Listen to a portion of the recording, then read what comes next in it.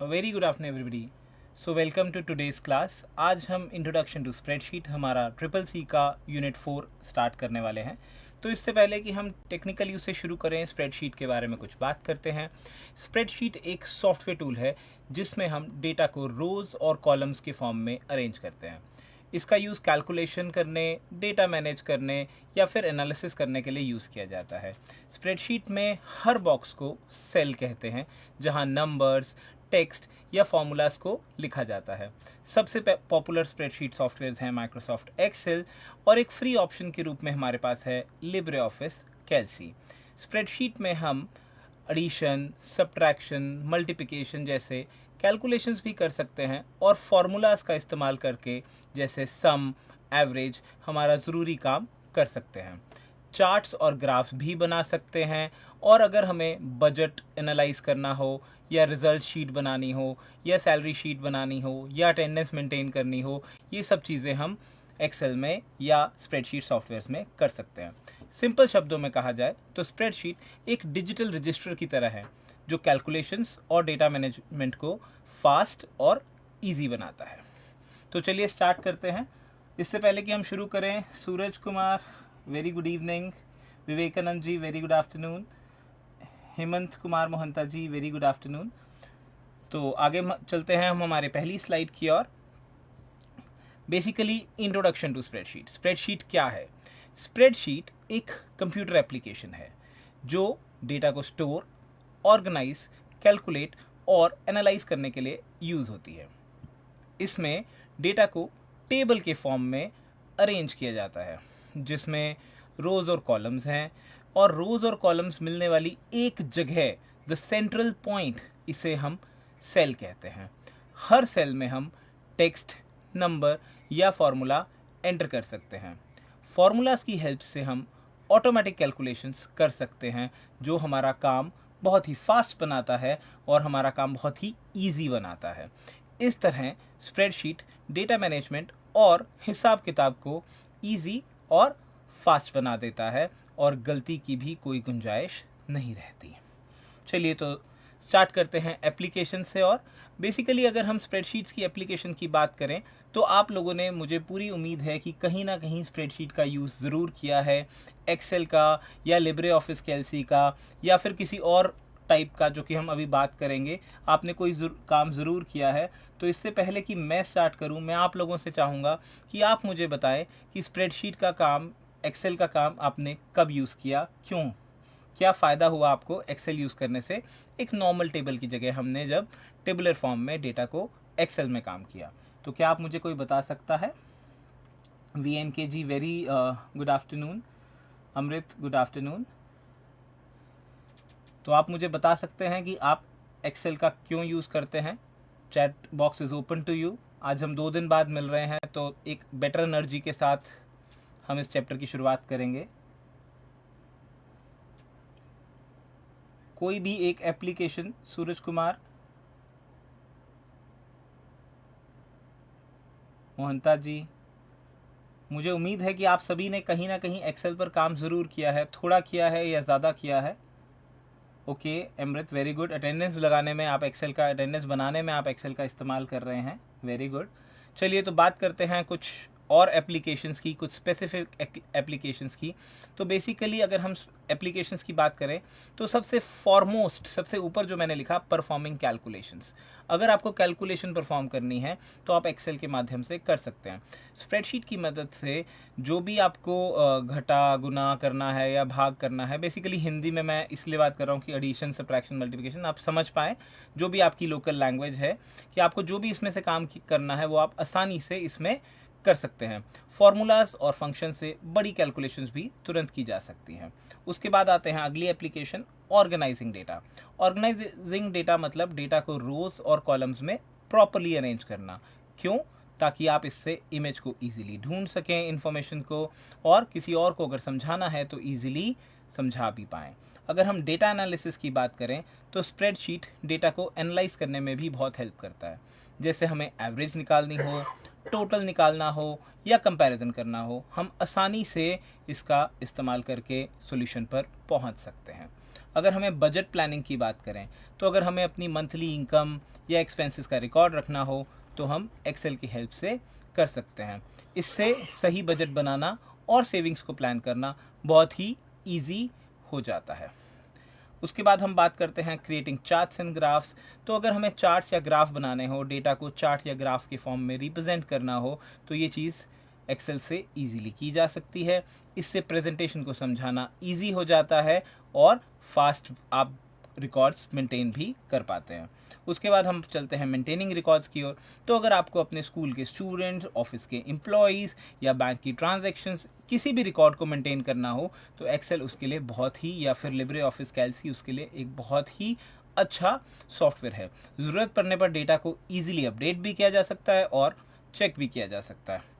और आखिरी में हम बात करते हैं managing business and student data. तो बिजनेस में कई प्रकार के हमारे डेटा होते हैं, जैसे सेल्स का हो गया, स्टॉक्स का हो गया, अकाउंट्स का हो गया। हर डेटा को मैनेज करना एक्सेल के थ्रू बहुत ही इजी हो जाता है। चाहे स्कूल में स्टूडेंट्स के मार्क्स हों, अटेंडेंस हो, फीस का रिकॉर्ड हो, कोई भी चीज़ हो, आप इजीली डेटा को एक्सेल के फॉर्म में कर सकते हैं। अजय गुप्ता जी ने बिल्कुल सही कहा, अगर डेटा को टेबुलर फॉर्म में अरेंज करना है तो हम एक्सेल का इस्तेमाल कर सकते हैं। तो ये भी एक बहुत ज़रूरी एप्लीकेशन है। एप्लीकेशंस में कितनी भी डिस्कस कर सकता हूँ, बट बेसिकली हमने इसको कैटेगराइज किया है। समझने वाली बात यह है कि जहाँ पर भी डेटा रोज एंड कॉलम्स के फॉर्म में अरेंज किया जा सकेगा, वहाँ पर एक्सेल उसका काम ईजी बना देगा। आगे चलते हैं अगले प्रेजेंटेशन की स्लाइड की ओर। Spreadsheet softwares. स्प्रेडशीट के तौर पर हमारे पास बहुत सारे सॉफ्टवेयर अवेलेबल हैं, बट जो मेजरली हम यूज़ करते हैं, जिनकी हम बात करते हैं, वो है हमारे माइक्रोसॉफ्ट। जी सूरज जी, मेरी कोशिश पूरी है कि मैं हिंदी और इंग्लिश दोनों का इस्तेमाल करूं, बट किसी भी पॉइंट ऑफ टाइम पर आपको कोई चीज़ नहीं समझ में आती है तो सूरज आप इसमें लिख सकते हैं, आपको बता दिया जाएगा। वेरी गुड आफ्टरनून रतन। चलिए, तो हम बात कर रहे थे स्प्रेडशीट के सॉफ्टवेयर्स की। तो स्प्रेडशीट के हमारे पास बहुत सारे सॉफ्टवेयर्स हैं, बट ज़्यादातर यूज़ में आता है हमारा माइक्रोसॉफ्ट ऑफिस एक्सेल, या फिर लिब्रे ऑफिस की बात करें तो कैल्सी। तो सबसे पहले माइक्रोसॉफ्ट एक्सेल, ये एक सबसे पॉपुलर स्प्रेडशीट सॉफ्टवेयर है जो कि डेटा एनालिसिस और प्रोफेशनल चार्ट बनाने के लिए यूज़ किया जाता है। इसमें एडवांस फार्मूलाज जैसे पाइवट टेबल हो गया या डेटा एनालिसिस टूल्स हो गया, ये सब कुछ अवेलेबल होता है, जो बिजनेस और ऑफिस वर्क के लिए बहुत ही यूज़फुल सॉफ्टवेयर है। उसके बाद चलते हैं गूगल शीट्स की ओर। मैं उम्मीद करता हूं कि आप लोगों ने भी कहीं ना कहीं कोई गूगल शीट ज़रूर भरी होगी। कभी आपको कोई लिंक के थ्रू अगर डेटा मांगा गया होगा तो आपने गूगल शीट का इस्तेमाल ज़रूर किया होगा। तो बेसिकली गूगल शीट आपकी वो स्पेस कहाँ ऑक्यूपाई कर रहा है, कौन उसे इंस्टॉल कर रहा है? गूगल शीट तो एक क्लाउड बेस्ड स्प्रेडशीट सॉफ्टवेयर है।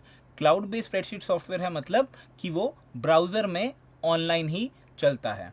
तो बेसिकली इसकी सबसे बड़ी खासियत क्या है कि मल्टीपल लोग एक ही बार में इसे फिल कर सकते हैं, इस एक फाइल पर काम कर सकते हैं, और जो भी डेटा उन्हें चाहिए वो वहाँ से ले सकते हैं, और जो भी डेटा उसमें वो फिल इन करते हैं वो ऑटोमेटिकली सेव होता है और सभी लोगों को अवेलेबल होता है। तो गूगल शीट भी एक बहुत ही अच्छा ऑप्शन है हमारे पास आजकल एक स्प्रेडशीट सॉफ्टवेयर के लिए। इसके आगे हम चलते हैं लिब्रे ऑफिस की ओर। लिब्रे ऑफिस, जैसे कि हमने Libre office writer last classes में किया, तो पिछले हफ्ते ही हमने देखा कि हम एक ओपन सोर्स से भी बहुत अच्छे से काम कर पा रहे हैं, जैसा हम वर्ड में कर रहे हैं। इसी तरह लिब्रे ऑफिस कैल्सी भी एक ऐसा फ्री और ओपन सोर्स स्प्रेडशीट टूल है जो कि कैलकुलेशन और डेटा मैनेजमेंट के लिए यूज़ किया जाता है। ये माइक्रोसॉफ्ट एक्सेल फाइल को भी ओपन और एडिट कर सकता है। जैसे हमारा लिब्रे ऑफिस राइटर हमारा वर्ड को ओपन कर रहा था, वर्ड की फाइल्स को, इसी तरह लिब्रे ऑफिस कैल्सी जो है वो हमारी माइक्रोसॉफ्ट एक्सेल फाइल्स को ओपन भी कर सकता है और एडिट भी कर सकता है। इसीलिए इसकी कंपैटिबिलिटी जो है वो बहुत ही अच्छी है। उसके बाद हम आखिर में चलते हैं ओपन ऑफिस कैल्सी की ओर। बेसिकली ये भी एक ओपन सोर्स स्प्रेडशीट सॉफ्टवेयर है जो बेसिक डेटा एंट्री या सिंपल कैलकुलेशंस के लिए सूटेबल होता है। ये स्टूडेंट्स और बिगनर्स के लिए ही अच्छा है क्योंकि ये फ्री ऑप्शन तो है, बट इसमें बहुत ज़्यादा टूल्स नहीं हैं। तो हम लोग जो है ज़्यादा बात करेंगे माइक्रोसॉफ्ट ऑफिस एक्सेल या फिर लिब्रे ऑफिस कैल्सी की। बढ़ते हैं अगली स्लाइड की ओर। Thank you Ajit ji and thank you Akash sir. Francis ji, बहुत बहुत शुक्रिया आपकी तारीफ़ के लिए। बेसिकली हम कोशिश करेंगे कि आपको और बेहतर सर्विसेज दे पाएँ। नाइलेट का उद्देश्य ही है कि हम डिजिटल लिटरेसी ला सकें हमारे पूरे भारत में। उसी लिए ये एक कोशिश है कि आपको CCC की क्लासेस फ्री ऑनलाइन प्रोवाइड की जा रही हैं, ताकि आप इसे अपनी कन्वीनियंस के हिसाब से अपने घर से बैठकर कर सकें और आप डिजिटली लिटरेट हो सकें। थैंक यू आकाश जी। चलिए आगे बढ़ते हैं MS एक्सेल की ओर। तो जैसे हमने लास्ट टाइम किया था, हमने एक इंट्रोडक्शन MS एक्सेल का किया था, उसके बाद हमने उसे प्रैक्टिकली किया था, और सिमिलरली एक इंट्रोडक्शन हमने लिब्रे ऑफिस राइटर का किया था। तो वही चीज़ को दोहराते हुए, उसी तरह से आगे बढ़ते हुए हम शुरू करते हैं इंट्रोडक्शन माइक्रोसॉफ्ट एक्सेल की। माइक्रोसॉफ्ट एक्सेल एक स्प्रेडशीट सॉफ्टवेयर है जो डेटा को रोज़ और कॉलम्स में स्टोर, ऑर्गेनाइज, कैलकुलेट या एनालाइज करने के लिए यूज़ किया जाता है। इसमें हर रो और कॉलम के इंटरसेक्शन को सेल कहते हैं। यानी कि जहाँ पर हम काम कर रहे हैं, जहाँ पर हम नंबर को टाइप कर रहे हैं, टेक्स्ट को टाइप कर रहे हैं, या फिर कोई फॉर्मूला ही एंटर कर रहे हैं, तो बेसिकली वो पॉइंट, वो एरिया एक सेल है। एक्सेल यूजर्स को फॉर्मूलाज और फंक्शंस की हेल्प से ऑटोमेटिकली काम करने में, ऑटोमेटिक कैलकुलेशन करने में बहुत सुविधा मिलती है। जैसे वो चाहें तो उन्हें सारे डेटा का सम चाहिए, एवरेज चाहिए, बेसिक कंडीशनल है तो इफ़ एल्स से काम किया जा सकता है, और बहुत बड़े डेटाबेस में कुछ लुकअप करना है, कुछ ढूंढना है, तो वर्टिकल लुकअप, हॉरिजॉन्टल लुकअप जैसे फंक्शंस का भी इस्तेमाल किया जा सकता है, जो हमारे बहुत टफ काम, बहुत ही ज़्यादा टाइम कैरिंग काम को ईजी और फास्ट बना देता है। इसमें हम चार्ट्स, ग्राफ्स को क्रिएट करके डेटा को विजुअली भी प्रेजेंट कर सकते हैं, जिससे रिपोर्ट्स और प्रेजेंटेशंस बहुत ही क्लियर और अट्रैक्टिव बन जाती हैं। एक्सेल डेटा को एफिशिएंटली मैनेज करने के लिए सॉर्टिंग, फिल्टरिंग, पाइवट टेबल और डेटा वैलिडेशन जैसे बहुत सारे पावरफुल फीचर्स का भी इस्तेमाल करता है। तो इससे हमारा काम जो है वो और फास्ट और इजी हो जाता है। हम बहुत बड़े बड़े डेटा एनालिटिक्स कर सकते हैं, बहुत डिसीजन पर पहुंच सकते हैं, ताकि हमारा जो है मैनुअल काम कम हो जाए। तो अगर मैं सिंपल शब्दों में कहूँ तो MS एक्सेल क्या है? MS एक्सेल एक पावरफुल टूल है जो डेटा मैनेजमेंट करता है, कैलकुलेशन और एनालिसिस करता है, और वो एकदम फास्ट, एक्यूरेट और इजी प्रोसेस उसे बना देता है। अब हम चलते हैं इस स्क्रीन की ओर। इस स्क्रीन को बहुत ध्यान से देखिए। ये स्क्रीन हमारे को बहुत कुछ समझाएगी कि ये स्क्रीन में कौन सा काम हमें कहाँ पर करना है, कौन सा टूल हमारे पास कहाँ अवेलेबल रहेगा। क्योंकि जैसे कि आपने पिछली हमारी क्लास में देखा कि हम बहुत सारे टूल्स जो थे हमारे, जो क्वेश्चन में आ रहा था वो क्या था कि ये काम पर्टिकुलरली कहाँ से होगा या फिर इसका शॉर्टकट क्या है। तो डायग्राम को बहुत ध्यान से देखते हुए टॉप लेफ्ट कॉर्नर पर हमारे पास है क्विक एक्सेस टूल बार, बिल्कुल जैसा आपको माइक्रोसॉफ्ट ऑफिस वर्ड में मिला, काफ़ी हद तक सिमिलर है। तो क्विक एक्सेस टूल बार के बाद जहां बुक 1 एक्सेल लिखा है वो है मेरी टाइटल बार, उसके बाद मिनिमाइज, मैक्सिमाइज, क्लोज बटन है। तो ये सब चीज़ें एकदम हमारी वर्ड वाली है। उसके बाद जैसे इस समय एक्टिव है होम टैब, उसके बाद है इंसर्ट टैब, फिर है पेज लेआउट टैब, फिर है formula tab, data tab, review tab, view tab, help tab and Acrobat reader. Basically ये जो टैब्स हैं इनके नाम काफ़ी हद तक तो सिमिलर हैं, बहुत सारे हैं जो वर्ड जैसे ही हैं लेकिन कुछ नए भी हैं। तो बेसिकली वो जो बेसिक काम हम वर्ड में कर रहे थे, अगर हम इमेज इंसर्ट की बात करें, या हम हेडर फुटर लगाने की बात करें, या हम डिफरेंट स्टाइल्स की बात करें, वो सब चीज़ें तो इसमें हैं, लेकिन कुछ टेबुलर डेटा के फॉर्म में भी हमारा बहुत सारी चीज़ें अवेलेबल हैं। तो उससे रिलेटेड सेटिंग्स भी हमें यहाँ पर मिल रही हैं। उसके बाद अब चलते हैं कुछ थोड़ा सा डिफरेंट की ओर। तो रिबन के नीचे है हमारे पास नेम बॉक्स और फार्मूला बार, जो कि हमारे वर्ड में नहीं था।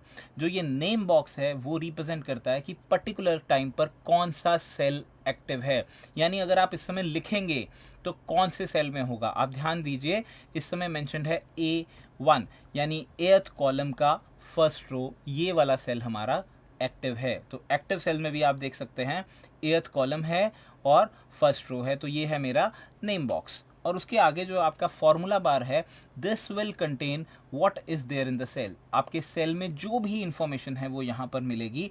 अगर डेटा है तो एज इट इज़ वो डेटा अवेलेबल होगा, और अगर फॉर्मूला है तो फॉर्मूला अवेलेबल होगा। फॉर्मूला का जो रिजल्ट है, जो वैल्यू है, वो चाहे आपको A1 में मिले, लेकिन ये कैलकुलेट कैसे हुआ वो फॉर्मूला आपका फॉर्मूला बार में मिलेगा। उसके बाद आप देख सकते हैं आपके पास बहुत सारे कॉलम्स हैं और बहुत सारे रोज हैं। वैसे तो मैं यहाँ पर फोटो मैंने अटैच किया है, इमेज अटैच किया है, लेकिन अभी जब हम एप्लीकेशन ओपन करेंगे तब आप देखेंगे कि आपके डॉक्यूमेंट में एक एक्सेल की स्प्रेडशीट में कितने कॉलम्स और कितने रोज अवेलेबल होते हैं। तो अभी उसमें बहुत टाइम है, तब तक अगर आप चाहें तो मुझे चैट बॉक्स में रिप्लाई करके बता सकते हैं। अगर आपको पता है कि आपकी नॉर्मल आजकल जो एक्सेल आ रहा है, यानी 2016 एंड लेटर वर्जन्स, 2007 से पहले थोड़ा सा नंबर कम था, लेकिन 2016 एंड लेटर वर्जन्स के हिसाब से number of rose and columns कितने हैं ये आप मुझे बता सकते हैं। लेकिन उसके बाद अगर हम नीचे देखें तो हमारे पास एक वर्कशीट टैब ओपन है। वर्कशीट टैब मतलब इस पर्टिकुलर टाइम पर कौन सी वाली वर्कशीट में हम काम कर रहे हैं। बाय डिफ़ॉल्ट 7 वर्जन या 10 में 3 वर्कशीट्स होती थी, लेकिन अभी जो लेटेस्ट वर्जन्स हैं जैसे कि 2021 है, तो अभी हमारे पास एक ही एक्टिव वर्कशीट अवेलेबल है। बाकी हम चाहें तो कितनी भी वर्कशीट्स जो है वो ऐड कर सकते हैं। वर्कशीट और वर्कबुक में क्या फ़र्क है वो भी आप यहाँ पर थोड़ा क्लियरली समझ लीजिए। इस समय क्योंकि एक ही शीट है तो यही हमारी वर्कबुक है और यही हमारी वर्कशीट है, लेकिन अगर हम यहाँ पर मल्टीपल वर्कशीट्स ओपन करते हैं तो ये जो इंटायर फाइल है इसको हम एक वर्कबुक कह सकते हैं, और जो ये पर्टिकुलर शीट एक्टिव है उसको हम वर्कशीट कह सकते हैं। और वर्कशीट्स के बीच में भी कम्युनिकेशन पॉसिबल है, जो हम आने वाले टाइम में सीखेंगे। कुछ अगर इस पर्टिकुलर इमेज से रिलेटेड डाउट है तो आप प्लीज़ पूछ लीजिए, अदरवाइज हम आगे की ओर मूव करते हैं। Okay, thank you Akash ji. Suraj ji wants to ask something, row की नंबर कितना होता है? सूरज जी, वैसे तो ये एप्लीकेशन में मैंने आपको कहा कि मैं आपको बताऊंगा, और अगर कोई और मुझे रिप्लाई करे तो मुझे बहुत अच्छा लगता, बट क्योंकि आपने पूछा है तो I can tell you it is 10,48,576। But don't worry about it, don't need to learn the number. अभी जब हम एक्सेल करेंगे तब मैं आपको शॉर्टकट की से दिखाऊंगा कि आप कैसे चेक कर सकते हैं कि कितने रोज़ हैं, कितने कॉलम्स हैं, और उस तरह से हम डिसाइड करेंगे कि किस प्रकार का डेटा हम एक्सेल में रख सकते हैं। और अगर हमारे पास एक्सेल है तो हमें और डेटाबेस सॉफ्टवेयर की ज़रूरत क्यों पड़ी। तो ये सब चीज़ों के बारे में हम आने वाली क्लासेस में डिस्कस करेंगे। चलते हैं अगली स्लाइड की ओर। सो बेसिकली कुछ MS एक्सेल के फीचर्स, अगर हम MS एक्सेल की फीचर्स की बात करें तो सबसे पहला फीचर हमने क्या कहा, perform calculation using formulas and functions. तो बेसिकली एक्सेल क्या करता है, एक्सेल फार्मूलाज और फंक्शंस की हेल्प से ऑटोमेटिक कैलकुलेशंस कर सकता है। इससे मैनुअल हिसाब करने की ज़रूरत नहीं पड़ती और रिजल्ट जल्दी और एकदम करेक्ट मिलता है। दूसरी एप्लीकेशन फीचर की बात करें तो it organise data in rows, columns and cells. तो एक्सेल क्या करता है, डेटा को प्रॉपर्ली रोज, कॉलम्स और सेल्स में अरेंज करता है। इससे क्या फ़ायदा है, इससे फ़ायदा ये है कि डेटा देखने में और समझ में आने में बहुत ईजी रहता है और हम ईजीली उसे मैनेज भी कर सकते हैं। एक्सेल चार्ट और ग्राफ को क्रिएट करता है ताकि डेटा को अच्छे से प्रेजेंट किया जा सके। तो एक्सेल में बहुत सारे तरह के चार्ट्स हैं, बार चार्ट है, आपका पाई चार्ट है, आपका कॉलम चार्ट है, आपका लाइन चार्ट है। ये सारे चार्ट आपने वर्ड में ज़रूर देखे होंगे, और वहाँ पर हमने क्या कहा था कि डेटाबेस से ये चार्ट बनते हैं। तो वो डेटाबेस बनाने का सॉफ्टवेयर हमारा एक्सेल ही है। तो यहाँ पर हम डिफरेंट चार्ट्स और बनाना भी सीखेंगे और चार्ट के बाकी एट्रीब्यूट्स के बारे में भी बात करेंगे। तो बेसिकली अगर आपको कोई भी ग्राफिकल फॉर्म में या विजुअली डेटा प्रेजेंट करना हो या कोई रिपोर्ट बनानी हो तो उससे बहुत ज़्यादा अट्रैक्टिव या क्लैरिटी वाला काम किया जा सकता है। अगर हम आगे बात करें तो ये सपोर्ट करता है सॉर्टिंग एंड फिल्टरिंग को। तो sorting and filtering of data से मैं क्या कहना चाह रहा हूँ कि बेसिकली अगर आपको डेटा को अरेंज करना है किसी तरह से असेंडिंग या डिसेंडिंग ऑर्डर में, या फिल्टर करने हैं कुछ ऑप्शंस, जो आपको याद होगा हमने मेल मर्ज में किए भी थे। मेल मर्ज में मैंने आपको कहा था कि हम किसी भी पर्टिकुलर क्राइटेरिया पर फिल्टरिंग करना चाह रहे थे। जैसे कैंडिडेट ने 3 पोस्ट के लिए अप्लाई किया था, तो हमने कहा था कि हमें मैनेजर पोस्ट के इंटरव्यूज़ कराने हैं, अभी क्लरिकल वाले नहीं कराने, या what ever may be the case. तो हम वहाँ पर फिल्टरिंग का इस्तेमाल कर रहे थे। वही फिल्टरिंग एक्सेल में भी की जा सकती है। और सॉर्टिंग अगर हमें करनी है तो स्मॉलेस्ट टू लार्जेस्ट या लार्जेस्ट टू स्मॉलेस्ट ऑर्डर में अरेंज किया जा सकता है, जिससे स्पेसिफिक इन्फॉर्मेशन को ढूंढना बहुत ही आसान हो जाता है। आखिरी में फीचर पर आते हैं, save time and reduces calculation errors. तो बेसिकली अगर हम टाइम की बात करें तो टाइम बहुत बचता है अगर हम एक्सेल में काम करें, हमारे कैलकुलेशन एरर कम होते हैं। एक्सेल जो है वो ऑटोमेटिक कैलकुलेशन करता है, उससे टाइम बचता है, गलतियों का चांस नहीं रहता और काम फास्ट और एक्यूरेट हो जाता है। एप्लीकेशंस ऑफ माइक्रोसॉफ्ट एक्सेल, जैसे अभी हमने स्प्रेडशीट की एप्लीकेशंस पढ़ी, सेम एप्लीकेशन, जो भी एप्लीकेशंस काम हम स्प्रेडशीट के माध्यम से कर सकते हैं वो काम हमारा MS एक्सेल के थ्रू किया जा सकता है। अजय गुप्ता जी ने वेरी गुड, बहुत अच्छा मुझे करेक्ट आंसर दिया है। टोटल रोज हैं 10,48,576 और कॉलम्स हैं 16,384। कैलकुलेट कैसे होता है हम इसके बारे में बाद में बात करेंगे, बट आंसर एकदम करेक्ट है। एप्लीकेशंस की हम बात कर रहे थे, तो जैसे मैंने एप्लीकेशंस में कहा, हमारी सारी एप्लीकेशंस जो हमने स्प्रेडशीट में पढ़ी, सब चीज़ें यहाँ पर भी हो सकती हैं। जैसे अगर आपको बजट प्रिपेयर करना हो या कोई फाइनेंशियल रिपोर्ट बनानी हो तो एक्सेल की मदद से बजट को ईजिली बनाया जा सकता है, इनकम और एक्सपेंसेस का प्रॉपर रिकॉर्ड रखा जा सकता है। प्रॉफिट एंड लॉस का एनालिसिस करना हो तब भी हम एक्सेल के हेल्प से कर सकते हैं। अगर हम मेंटेनिंग रिकॉर्ड की बात करें, जैसे हमें अटेंडेंस या मार्कशीट स्कूल की या कॉलेज की या कोई और अटेंडेंस शीट ऑफिस की हो या कोई मार्कशीट प्रिपेयर करनी हो, तो उसके लिए हम एक्सेल का यूज़ करते हैं। उससे ईजिली टोटल निकालना हो, परसेंटेज निकालनी हो, ग्रेड निकालना हो, रिजल्ट निकालना हो, मेरिट निकालना हो, वो सब चीज़ें हम कर पाएंगे। एनालाइज की बात करें तो डेटा को बिजनेस के लिए हो या एजुकेशन के लिए हो, हर जगह यूज़ किया जाता है। जैसे बिजनेस में सेल्स हैं, को उसको समझना है, परफॉर्मेंस को समझना है या कोई डेटा एनालिसिस करना है, वो कर सकते हैं। एजुकेशन सेक्टर की बात करें तो स्टूडेंट्स के रिजल्ट निकालने हैं, प्रोग्रेस निकालना है, इन सब चीज़ों को समझने के लिए भी हम एक्सेल का प्रयोग करते हैं। उसके बाद आते हैं एनालाइजिंग डेटा हो गया, फिर हमारा है क्रिएटिंग रिपोर्ट एंड प्रेजेंटेशन। तो एक्सेल में चार्ट और टेबल के हेल्प से हम किसी भी तरह की प्रोफेशनल रिपोर्ट को तैयार कर सकते हैं और प्रेजेंटेशन के लिए उसको यूज़ कर सकते हैं। तो बेसिकली ये थी हमारी applications of Microsoft Office Excel. चलिए बढ़ते हैं अगली टॉपिक की ओर, जो कि है लिब्रे ऑफिस। तो जैसे कि मैंने आपसे कहा था कि हम दोनों सॉफ्टवेयर्स को डिस्कस करेंगे।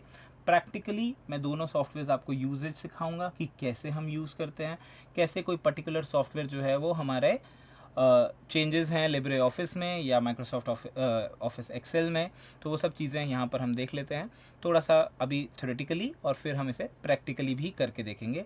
तो लिब्रे ऑफिस क्या है? लिब्रे ऑफिस कैल्सी, जैसे आपका वहाँ था लिब्रे ऑफिस राइटर, यहाँ है लिब्रे ऑफिस कैल्सी। अभी लिब्रे ऑफिस कैल्सी क्या है? ये एक स्प्रेडशीट सॉफ्टवेयर है जो लिब्रे ऑफिस सूट का पार्ट है। अब बेसिकली क्या करता है, ये भी डेटा को रोज और कॉलम्स में ही स्टोर करता है, ऑर्गेनाइज करता है और एनालाइज करने के लिए यूज़ किया जाता है। इसमें फार्मूलाज और फंक्शन की हेल्प से कैलकुलेशंस भी किए जा सकते हैं और चार्ट भी बनाए जा सकते हैं। तो जो फंक्शनैलिटी आपने अभी एक्सेल की पढ़ी, काफ़ी हद तक ये भी वही काम कर रहा है, उससे बहुत ही सिमिलर है, लुक एंड फील बहुत सिमिलर है। बट इसकी एक बहुत ही खास बात है और वो ये जो हम सबको चाहिए, लिब्रे ऑफिस कैल्सी बिल्कुल फ्री है, ओपन सोर्स है। लेकिन माइक्रोसॉफ्ट ऑफिस जो है वो पेड सॉफ्टवेयर है और माइक्रोसॉफ्ट ऑफिस पैकेज का ही पार्ट होता है। तो एक्सेल में कुछ एडवांस फीचर्स ज़रूर हैं। एक्सेल बिजनेस टूल्स के लिए बहुत ज़्यादा पावरफुल चीज़ है, लेकिन लिब्रे ऑफिस कैल्सी जो है वो बेसिक से इंटरमीडिएट लेवल के ही काम कर सकता है। यानी ऐसे बहुत सारे फीचर्स हैं जो हमारे पास एक्सेल में तो हैं बट लिब्रे ऑफिस कैल्सी में नहीं है। लेकिन लिब्रे ऑफिस कैल्सी जो है वो हमारा बेसिक से इंटरमीडिएट लेवल के लिए बिल्कुल सफिशिएंट है, कॉस्ट फ्री ऑप्शन है, तो बहुत ही यूज़फुल है। आगे बढ़ते हैं। तो ये आपके पास जो स्क्रीन है, ये आपका इमेज है हमारे पास लिब्रे ऑफिस कैल्सी से। जैसा हमारा वर्ड में आपने राइटर देखा, वैसे ही एक्सेल में हम यहाँ पर कैल्सी देख रहे हैं। जैसे उसमें था मेन्यू बार था, टूल बार में स्टैंडर्ड टूल बार था, फॉर्मेटिंग टूल बार था, एकदम सेम है लिब्रे ऑफिस राइटर की तरह जो टॉप पोर्शन है। लेकिन जो एक्सेल वाला पोर्शन है, जैसे कि हमारा वहाँ पर नेम बॉक्स था, तो यहाँ पर भी हमारे पास नेम बॉक्स है। जैसे वहाँ पर हमारे पास एक्सेल में फार्मूला बार था, वैसे ही यहाँ पर फार्मूला बार है। फिर एक पर्टिकुलर सेल एक्टिव है, शीट जो है वो आपको डिफाइन की गई है, यहाँ पर दिख रही है शीट टैब, रो हेडर्स हैं, फार्मूला बार है। तो ये सारी चीज़ें एकदम सेम है। लेकिन राइट हैंड साइड पे जैसे हमारा लिब्रे ऑफिस राइटर में था, वैसे ही यहाँ पर भी हमारे कुछ साइड बार है जिसमें हमारे कुछ इंपॉर्टेंट टूल्स होते हैं। तो just have a look of this image, एक बार अच्छे से इस इमेज को देख लीजिए ताकि हम इसे प्रैक्टिकली जब करें तो आपको कोई डाउट ना आए। अगर इसमें किसी को कोई चीज़ पूछना है तो प्लीज़ यू कैन आस्क।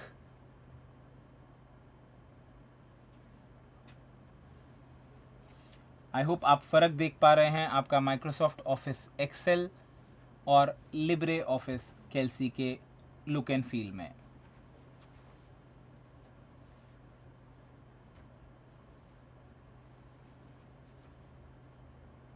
तो चलते हैं अगले प्रेजेंटेशन की ओर। अगर हम क्या कंपोनेंट्स की बात करें तो वहाँ पर जैसे हमारे पास माइक्रोसॉफ्ट ऑफिस एक्सेल में हमारे पास हैं बहुत सारे tabs, home tab, insert tab, formula tab. जैसे हमें वहाँ पर एक नाम से पता चलता है कि अगर आपको कुछ फार्मूला लगाना है तो आप फार्मूला टैब में जाएंगे। अगर आप कुछ इंसर्ट करना चाहते हैं, कोई बैकग्राउंड इमेज इंसर्ट करनी है, हेडर फुटर इंसर्ट करना है, चार्ट इंसर्ट करना है, तो आप इंसर्ट टैब में जाएंगे। तो वो बिल्कुल वर्ड की तरह चलता है। लेकिन एक्सेल के जो कॉरस्पॉन्डिंग सॉफ्टवेयर है हमारा लिब्रे ऑफिस कैल्सी, उसके कंपोनेंट्स थोड़े डिफरेंट हैं।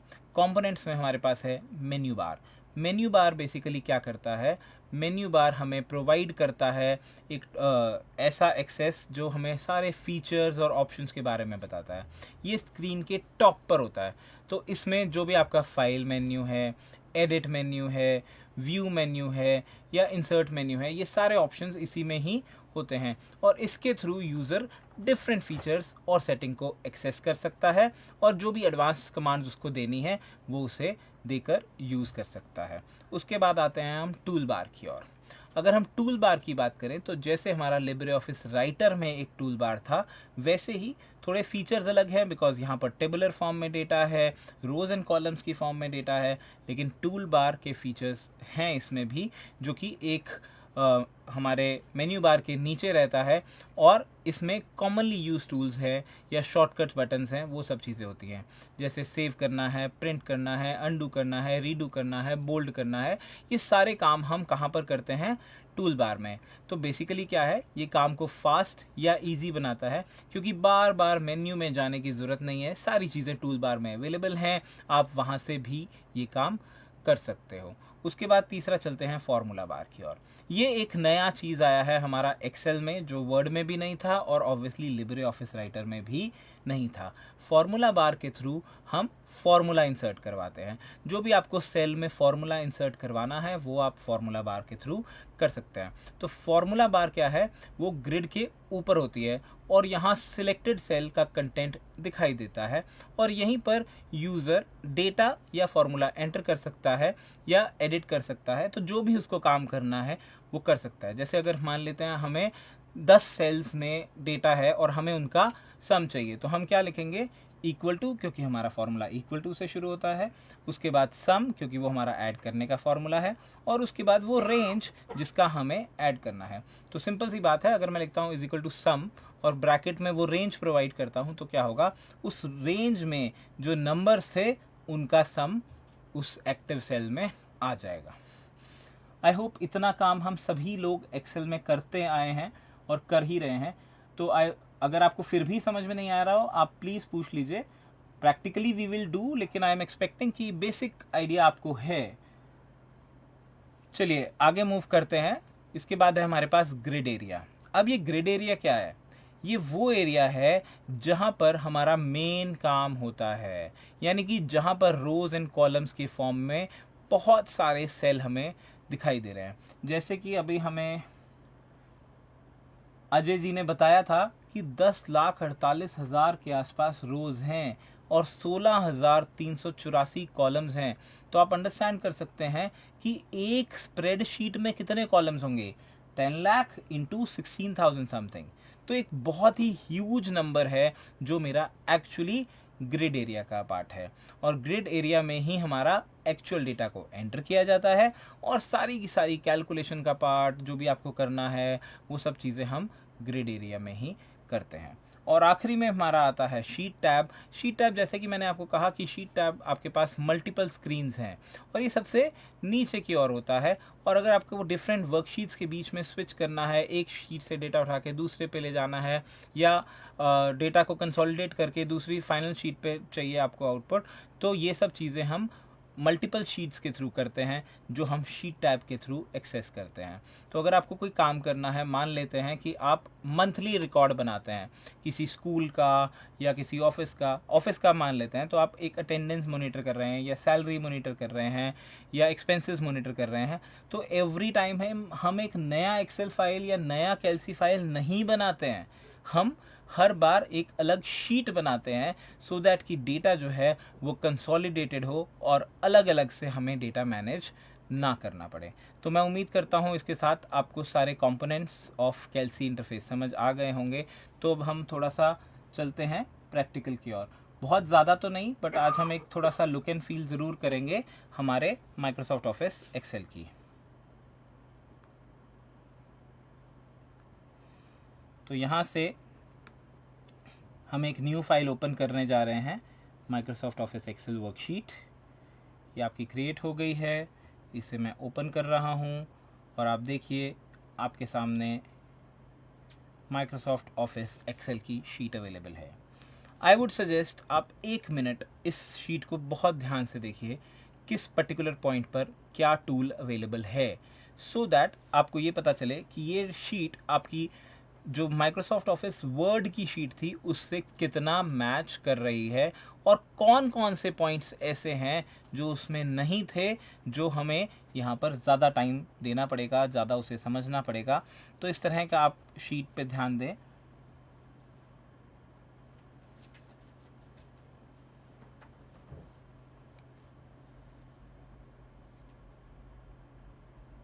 अगर कुछ भी डाउट है किसी भी पॉइंट पर आप ज़रूर पूछ लीजिए प्लीज़ साथ साथ।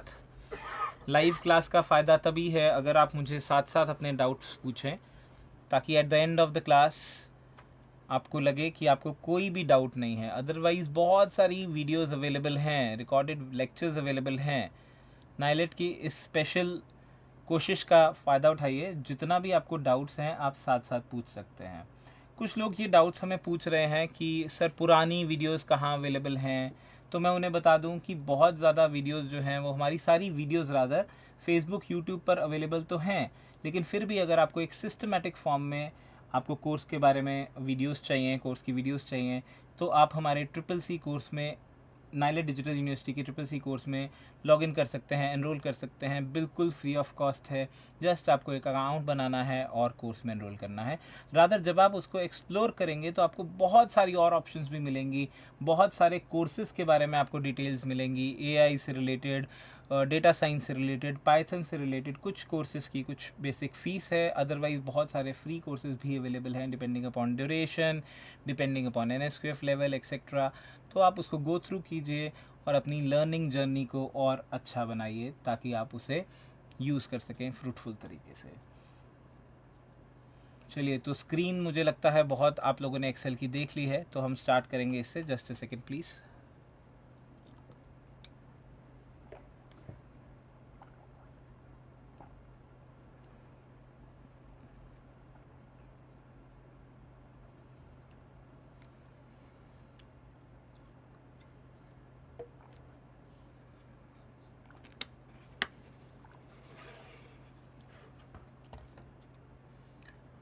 चलिए, तो स्टार्ट करते हैं हम एक्सेल से।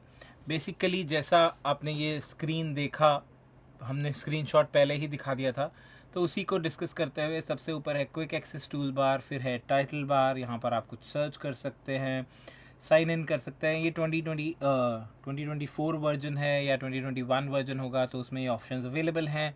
16 और 19 में थोड़े से कम ऑप्शंस अवेलेबल हैं। 2007 फीचर में और अलग ऑप्शंस हैं, बट जो हमारा काम है वो किसी भी सॉफ्टवेयर में किया जा सकता है। तो बेसिकली आपके पास एक बस माइक्रोसॉफ्ट ऑफिस का अच्छा सा सॉफ्टवेयर होना चाहिए और आप उसमें इजीली काम कर पाएंगे। ये मैक्सिमाइज, मिनिमाइज, क्लोज बटन है। उसके बाद ये है मेरे पास फाइल मेन्यू, जो जैसा हमारे पास वर्ड में था बिल्कुल वैसा ही है, जहाँ पर हम फाइल को ओपन कर सकते हैं, सेव कर सकते हैं या फिर शेयर करना चाहें, प्रिंट करना चाहें, सारी ऑप्शन सेम हैं। होम टैब है, इंसर्ट टैब है, then we have draw tab, page layout tab, formula tab, data tab, review tab।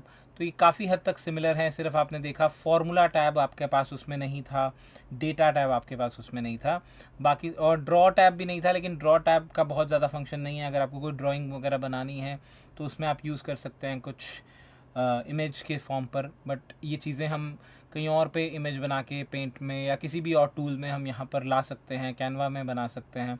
तो बेसिकली वो बहुत सारे ऑप्शंस अवेलेबल होते हैं, लेकिन जो होम और इंसर्ट के टैब है वो फिर से मैं कहूँगा जैसा वर्ड में था कि होम और इंसर्ट में हम बेसिक काम करते हैं और उसके बाद हमारा डिज़ाइनिंग का काम होता है, लेकिन यहाँ पर हमारा मेजर काम जो है वो फार्मूला टैब में है। जितना हम फार्मूला टैब को अंडरस्टैंड करेंगे उतना ही हम अपनी कैलकुलेशंस को ऑटोमेट कर पाएंगे, और जितना हम डेटा टैब को इस्तेमाल करेंगे उतना ही हम डेटा एनालिसिस कर पाएंगे, हम अच्छे रिजल्ट्स पर पहुंच पाएंगे। बाकी रिव्यू टैब जो है या व्यू टैब जो है वो बहुत ही सिमिलर है हमारे माइक्रोसॉफ्ट ऑफिस वर्ड से। उसके बाद है नीचे जो हमारा ये नेम बॉक्स, हमने ऑलरेडी बात किया, फार्मूला बार जहाँ पर हम फार्मूला टाइप कर सकते हैं। उसके बाद ये है मेरे पास कॉलम्स ABCD एंड ये है मेरे पास रोज़ 1 2 3 4। अब जैसे कि मैंने आपसे कहा कि हमारे पास टोटल कॉलम्स कितने हैं, तो हम यहाँ पर कॉलम्स देखना चाहते हैं तो हम कंट्रोल एरो के साथ देख सकते हैं XFD कॉलम्स आ रहे हैं जब हम अल्फ़ाबेटिकली इसको कैलकुलेट कर रहे हैं। तो जब हम इसको न्यूमेरिकली करेंगे यानी 26 की पावर से मल्टीप्लाई करेंगे तो हमारे अजय जी ने बिल्कुल सही आंसर दे चुके हैं, हमें 16,384 आएगा। और आप करके भी देख सकते हो, 26 to the power 0, 26 to the power 1, 26 to the power 2 से मल्टीप्लाई कर सकते हैं, जो भी हमारा न्यूमेरिक सिस्टम है, क्योंकि हम यहाँ पर अल्फ़ाबेट्स यूज़ कर रहे हैं। और अगर हम रोज़ की बात करें तो हमारे पास रोज़ हैं 10,48,576। तो बेसिकली ये रोज़ और कॉलम्स दिखाने का लॉजिक ये था कि मैं आपको ये समझा पाऊँ कि आप कितने भी बड़े डेटाबेस जो हमारे ऑफिस में हो सकता है, जो हमारे ऑर्गेनाइजेशन में हो सकता है, हम एक स्कूल में काम कर रहे हैं या एक बहुत बड़ी MNC में काम कर रहे हैं, तो ज़्यादातर हमारा डेटा जो है वो इस लिमिट, इस रेंज के अंदर डिफ़ाइन हो जाता है। और हम 10,48,576 जो ये नंबर आया है एक ह्यूज नंबर है, और हम यहाँ पर काम कर पाते हैं। अब यहाँ से आप ये जो कॉलम्स है उसका कंसेप्ट भी समझ लीजिए कि मान लेते हैं कि एंट्रीज़ जो हैं, आपको किसी एक पर्टिकुलर स्टूडेंट की एंट्री करनी है तो वो आप रो में करेंगे, एक रो में या एक कॉलम में करेंगे। अगर आपको एक बच्चे की एंट्री करनी है, फॉर एग्जांपल उसका नाम, उसका जेंडर, उसका फादर्स नेम, उसका डेट ऑफ बर्थ, उसका एडमिशन डेट, एक्सेट्रा एक्सेट्रा, तो ये मैं नाम लूँगा, टर्म है एंटिटी। ये एक पर्टिकुलर स्टूडेंट की बहुत सारी एंटिटीज़ हैं, तो एक स्टूडेंट की एंटिटी एक रो में होगी या एक कॉलम में? ये आंसर आप मुझे दीजिए, फिर हम इसमें नेक्स्ट क्वेश्चन पर आएंगे। एक स्टूडेंट, मुझे स्कूल का डेटाबेस है, तो एक बच्चे की एंट्री मैं एक कॉलम में करूंगा या फिर एक रो में?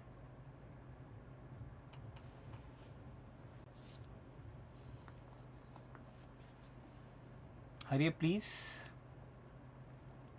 Priyanshu very good. हम एक बच्चे की एंट्री जो है वो रो में करेंगे, ना कि कॉलम में। कॉलम में जो है वो एक पर्टिकुलर टाइप की एंटिटी एंटर करेंगे। फॉर एग्जांपल नेम है, फादर्स नेम है, जेंडर है, डेट ऑफ बर्थ है, एडमिशन नंबर है, क्लास है, या जो भी आप एक एंटिटी की बात कर रहे हैं, तो वो सारी की सारी एंटिटी एक कॉलम में आएगी और एक रो में आएंगे एक बच्चे की डिटेल्स।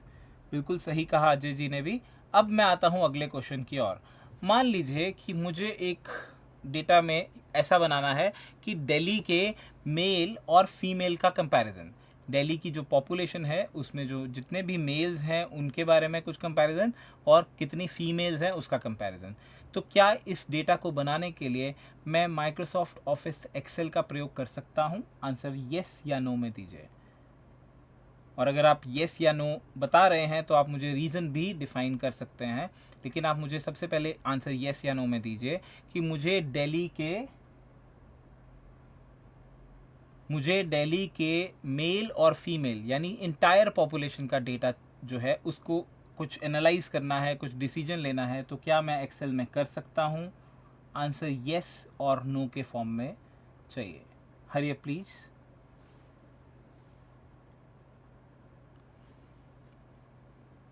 मैं क्वेश्चन फिर से आपके लिए एक बार रिपीट करता हूँ।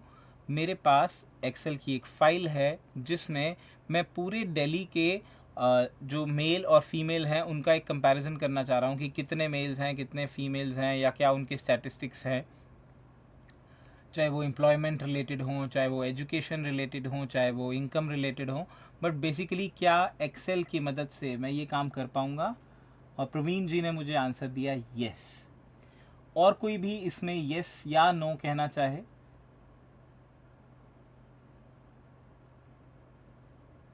एनीबडी जो कि इसमें कुछ कमेंट ऐड करना चाहें, येस और नो, एनीथिंग?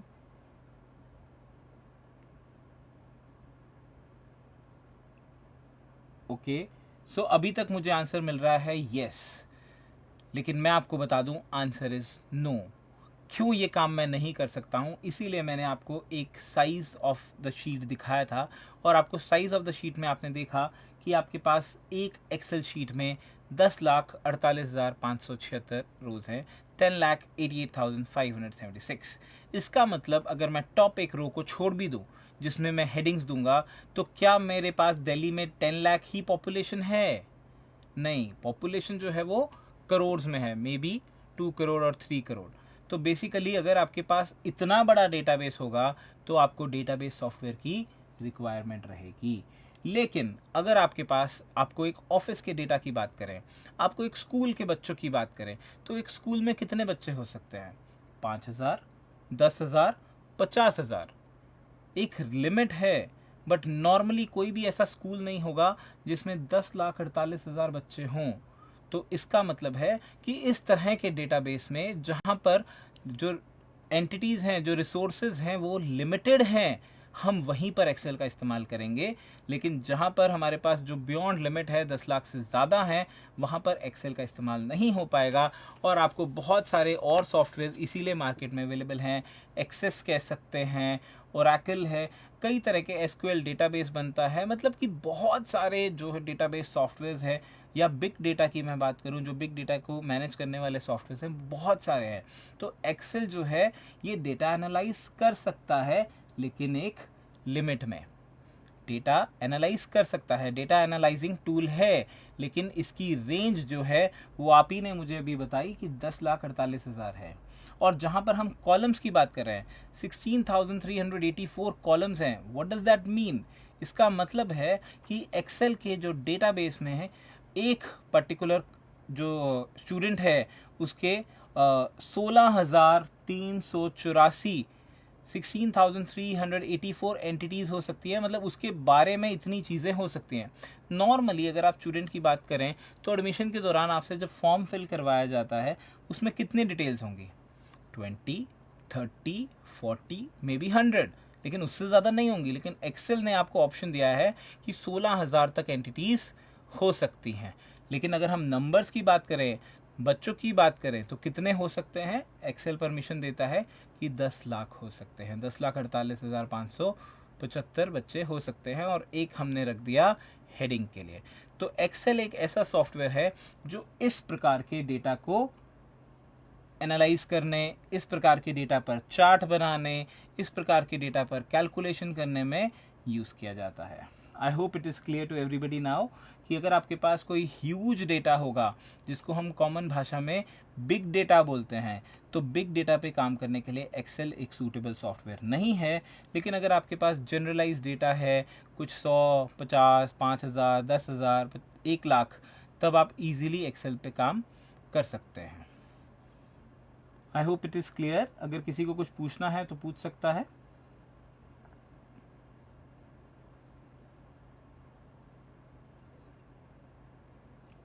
चलिए कोई बात नहीं, आगे की ओर बढ़ते हैं। तो यहाँ से आप मल्टीपल शीट्स ऐड कर सकते हैं। शीट्स ऐड करने से ये फ़ायदा होगा कि आप डिफरेंट काम डिफरेंट शीट पर कर पाएंगे। फॉर एग्जांपल अगर आपने अप्रैल से लेकर मार्च तक की सैलरी बनानी है, तो आप क्या कर सकते हो? डिफरेंट शीट्स में बना सकते हो, और at the end of the year अगर आपको उसे कंसोलिडेट करना है तो वो आप एक शीट में कर सकते हैं। ताकि क्या होगा कि पूरे साल की जो फाइल है वो एक कॉमन फाइल हमारी बनेगी, और उस कॉमन फाइल पर हमारा पूरा का पूरा डेटा जो है हम रख पाएंगे, स्टोर कर पाएंगे। उसके बाद हमारे पास नीचे स्टेटस बार है। स्टेटस बार में हमारे पास डिफरेंट व्यूज़ हैं, जूम बार है, एक्सेट्रा एक्सेट्रा। क्लियर है सबको? शीट को चेंज कर सकते हैं, शीट को चेंज ज़रूर कर सकते हैं, बट शीट चेंज से मैं शायद आपकी मतलब ये समझ पा रहा हूँ कि आप डिफरेंट शीट्स में शिफ्ट करना चाह रहे हैं। तो इस समय आप शीट नंबर 1 में हैं, जहाँ पर आपको दिखाने के लिए मैं सिर्फ सीरियल नंबर लिख रहा हूँ। और शीट 2 में चलेंगे तो देखिए ये ब्लैंक है, और शीट 3 में चलेंगे तो ये ब्लैंक है। तो शीट्स को हम शिफ्ट कर सकते हैं, यानी एक शीट के डेटा को हम दूसरे शीट में ले जा सकते हैं।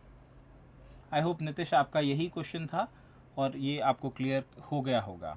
चलिए, तो अब हम एक बेसिक सी शीट की ओर बढ़ते हैं, यानी कि आपको एक बेसिक शीट रेडी करनी है।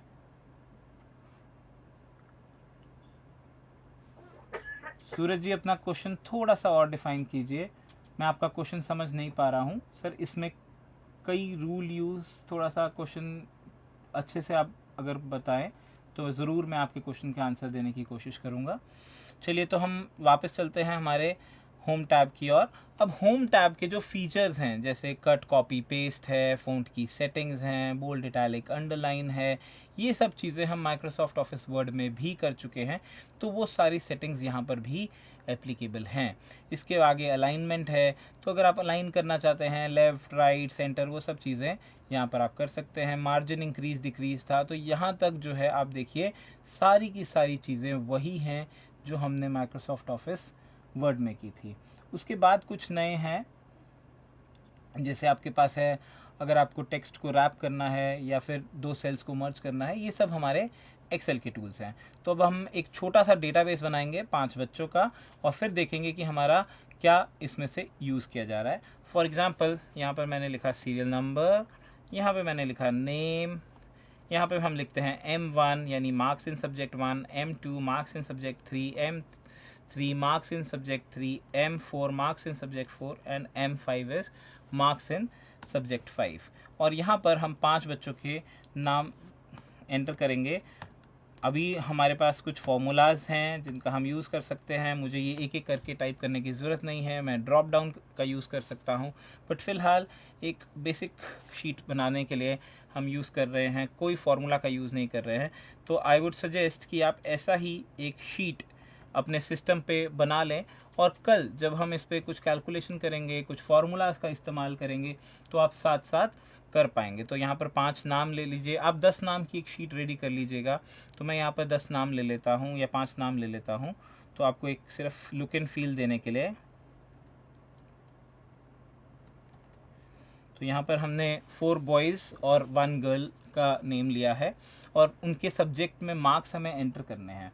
अब मार्क्स एंटर करने के लिए हमें एक पहला फॉर्मूला, जैसे हमने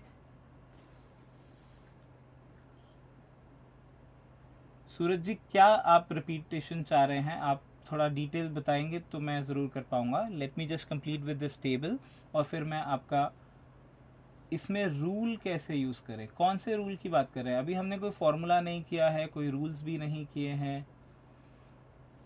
सूरज, थोड़ा सा डिफाइन कर दीजिए, तब तक हम इस टेबल को क्रिएट कर लेते हैं।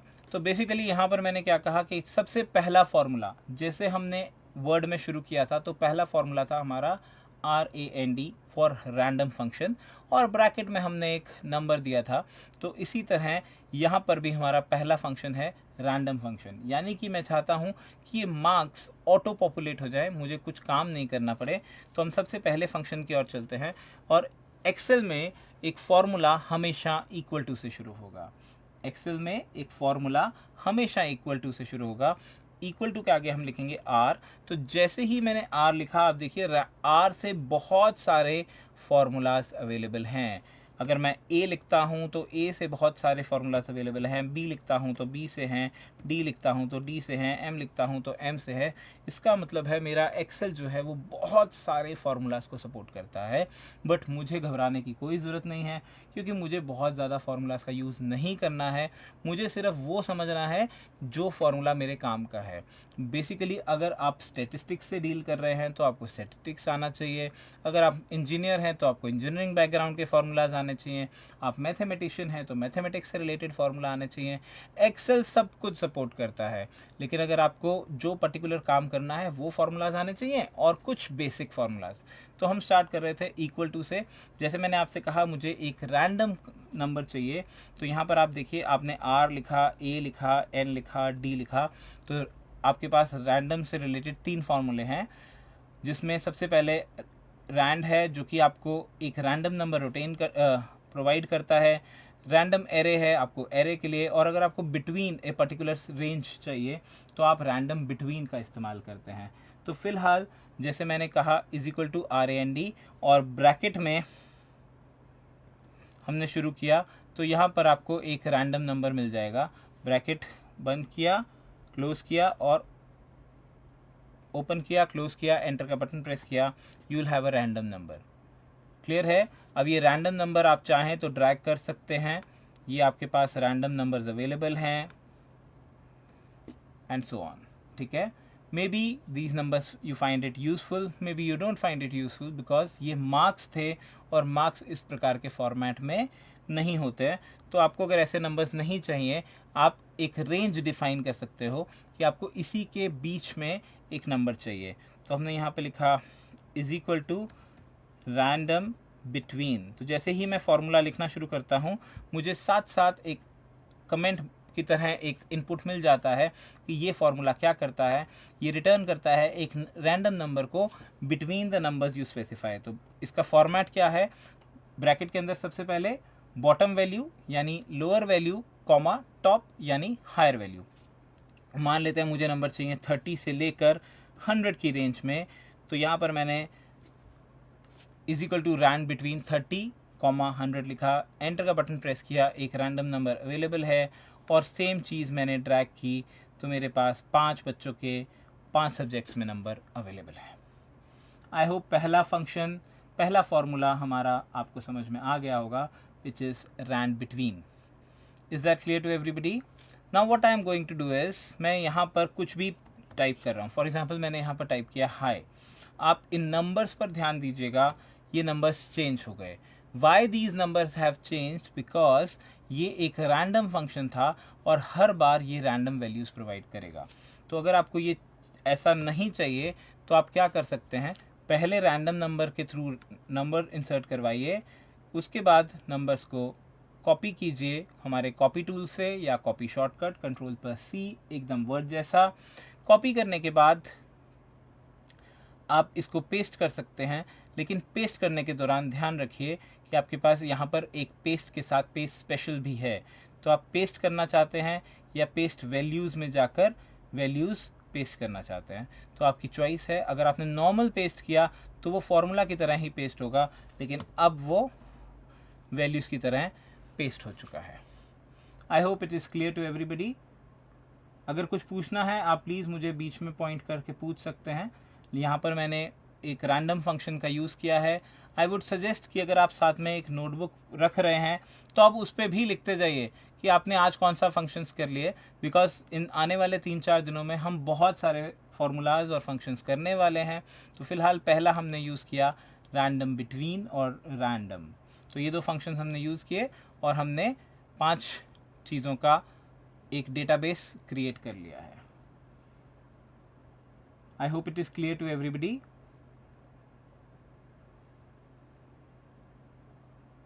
इसके बाद हम आते हैं फॉर्मूलाज की ओर। पहला फॉर्मूला मैं यहाँ पर एक लगाऊंगा टोटल के लिए, यानी कि मैं यहाँ पर इसका सम निकालना चाह रहा हूँ, टोटल करना चाह रहा हूँ। बट मैं आपको यहाँ से टोटल जो है वो 2-3 बार अलग अलग तरीके से करके देखेंगे। ऑल्दो आंसर हमें सब में सही मिलेगा, लेकिन मैंने यहाँ पर 3 सेल्स में रखा है, टोटल 1, टोटल 2, टोटल 3। तो यहाँ पर अगर आप पहले टोटल की बात करें तो आप किस तरह से कर सकते हैं। सबसे पहले हम इसको ऑपरेटर्स के थ्रू करते हैं, यानी मैंने लिखा इज इक्वल टू, सेल पे क्लिक किया, C3, सेल को ध्यान दीजिएगा, C3।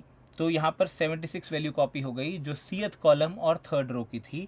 तो यहाँ पर सेल में भी फॉर्मूला बार में लिखा हुआ है is equal to C3 plus is equal to D3 plus E3 plus F3 plus G3 and enter. Now this is the difference between a formula and a function.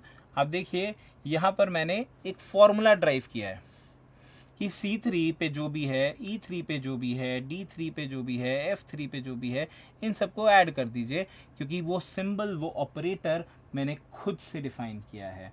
लेकिन अगर आप चाहते तो आप इसको फॉर्मूला के थ्रू भी कर सकते थे, और वो क्या था, इज इक्वल टू, अब आपको प्लस का तो फॉर्मूला सबको सम पता है, बट अगर हमें नहीं पता है, हमें सर्च करना है, हम कर सकते हैं, लेकिन अभी हम उम्मीद कर रहे हैं कि हमें पता है, तो हम सिंपली लिखेंगे is equal to S U, तो आ जाएगा सम लिखा, और ब्रैकेट में हमें इनपुट देना होता है। ब्रैकेट में इनपुट देने के लिए हम इसको ड्रैग कर रहे हैं और ब्रैकेट बंद कर रहे हैं। ध्यान दीजिए, मैंने जो ये आइडेंटिफाई करने के लिए दिया है वो है C3 से G3।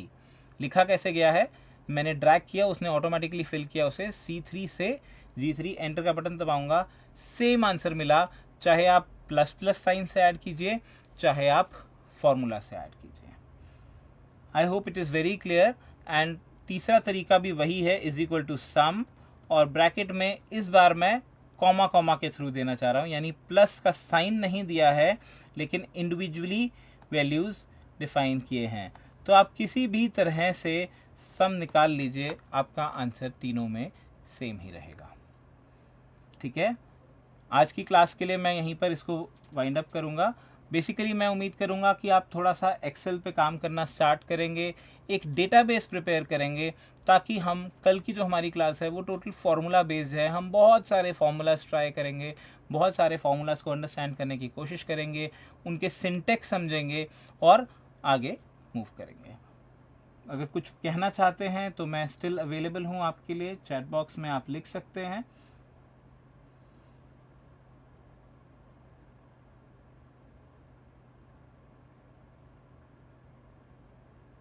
Anybody wants to say anything?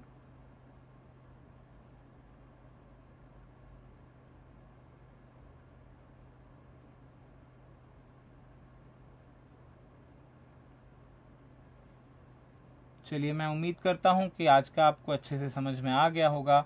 कल हम आगे एक्सेल की ओर बढ़ेंगे, और कुछ लोग के जैसे डाउट्स रहते हैं कि एक्सेल करेंगे या लिब्रे ऑफिस कैल्सी, तो मैं एक बार फिर बता दूं कि हम दोनों ही सॉफ्टवेयर्स को बहुत अच्छे से करने वाले हैं।